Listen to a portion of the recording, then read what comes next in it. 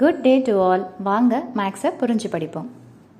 NCERT syllabus 9th standard chapter 6ல் 5th question என்ன கொடுத்துருக்காங்கன்னு பார்த்தீங்கன்னா, இந்த டயக்ராம் பேசிஸில் தான் இந்த கொஸ்டின் கொடுத்துருக்காங்க. என்ன அப்படின்னு பார்த்தீங்கன்னா, ஃபஸ்ட்டு PQவும் PSவும் பர்பண்டிகுலர் அப்படின்னு சொல்லிட்டு சொல்லிட்டாங்க. ஓகேங்களா?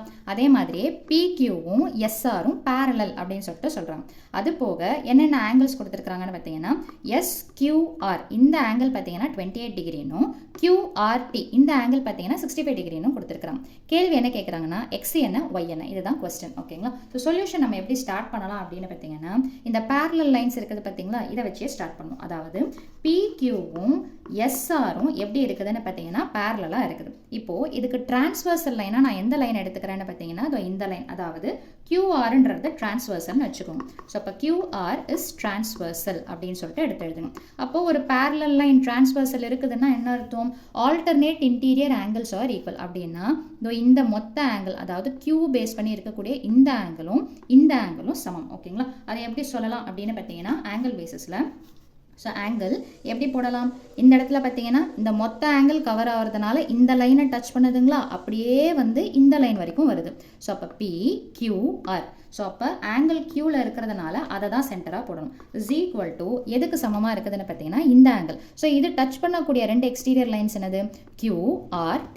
So is equal to angle QRT. Reason என்ன அப்படின்னு பார்த்தீங்கன்னா, ஆல்டர்னேட் இன்டீரியர் ஆங்கிள்ஸ். நீங்கள் இந்த மாதிரி ஷார்ட்டாக எழுதாதீங்க, ஃபுல்லாக எடுத்து எழுதிக்கோங்க. ஸோ ஆல்டர்னேட் இன்டீரியர் ஆங்கிள்ஸ் எப்போவுமே எப்படி தான் இருக்கும்னு பார்த்தீங்கன்னா, பேரலல் டிரான்ஸ்வர்சல் இருக்கும்போது ஈக்குவலாக தான் இருக்கும். ஸோ இப்போ இந்த PQRுடைய ஆங்கிள் என்ன இருக்குதுன்னு பார்த்தீங்கன்னா X + 28ன்னு சொல்லிட்டு இருக்குது. ஸோ அப்போ இதுக்கு பதிலாக ஜஸ்ட் X + 28 டிகிரின்னு எடுத்து எழுதிக்கோங்க. QRT கொஸ்டினில் என்ன கொடுத்துருக்காங்கன்னு பார்த்தீங்கன்னா 65 டிகிரி, இது கிவன். ஸோ அப்போ X வேணும்னா என்ன பண்ணலாம்? அழகாக X மட்டும் இந்த பக்கம் வச்சுக்கிட்டு 65 இந்த +28 ஆப்போசிட் சைடில் போச்சுன்னா -28. ஸோ அப்போது எக்ஸ்ன்ற ஆங்கிள் கொஸ்டினில் கேபிட்டலில் கொடுத்தாங்கன்னா கேபிட்டலில் எழுதுங்க, இல்லை ஸ்மாலாக கொடுத்தாங்கன்னா ஸ்மால் எழுதுங்க. ஸோ அப்போ X is equal to, so subtract பண்ணால் என்ன கிடைக்கும்னு பார்த்தீங்கன்னா 37 டிகிரி.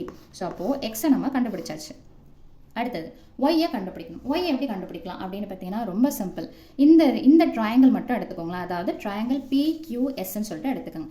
இது 90 டிகிரி, இதை நம்ம கண்டுபிடிச்சிட்டோம். இதை மட்டும் கண்டுபிடிச்சா போதும். ஓகேங்களா? ஸோ அப்போது எப்படி எடுத்து எழுதலாம் அப்படின்னு பார்த்தீங்கன்னா, இன் ட்ரையாங்கிள் PQS. ஸோ எந்தெந்த ஆங்கிள்ஸ் ஆட் பண்ண போகிறோன்னு பார்த்தீங்கன்னா, ஆங்கிள் இப்போது இந்த பேரை மட்டும், அதாவது SPQன்னு சொல்லிட்டு மட்டும் கொடுத்துருங்க. ஏன்னா அந்த இடத்துல Pல தான் 90 டிகிரி இருக்குது.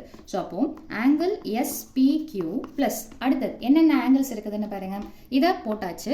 இங்கே இதை மட்டும்தான் நீங்கள் எடுக்கணும். ஏன்னா நம்ம இந்த டயக்ராம் இந்த ட்ரையாங்கிளை மட்டும்தான் எடுக்கணும். ஸோ அப்போ X ஆங்கிள் Y ஆங்கிள் இந்த மூணுத்தையும் ஆட் பண்ணால் நமக்கு என்ன கிடைக்கும் அப்படின்னு பார்த்தீங்கன்னா 180 degree. So X plus Y இதை ஆட் பண்ணால் நமக்கு என்ன கிடைக்கும்னு பார்த்தீங்கன்னா 180 டிகிரி. இதோடைய ரீசன் என்ன அப்படின்னு பார்த்தீங்கன்னா, ஆங்கிள் சம் ப்ராப்பர்ட்டி அப்படின்னு சொல்லுவோம். அதாவது ஒரு ட்ரையாங்கிள் இருக்கக்கூடிய 3 ஆங்கிள்ஸ் ஆட் பண்ணால் நமக்கு என்ன கிடைக்கும்னு பார்த்தீங்கன்னா 180 டிகிரி. ஸோ இப்போது இது Pல என்ன ஆங்கிள் இருக்குதுன்னு பார்த்தீங்கன்னா 90 டிகிரி.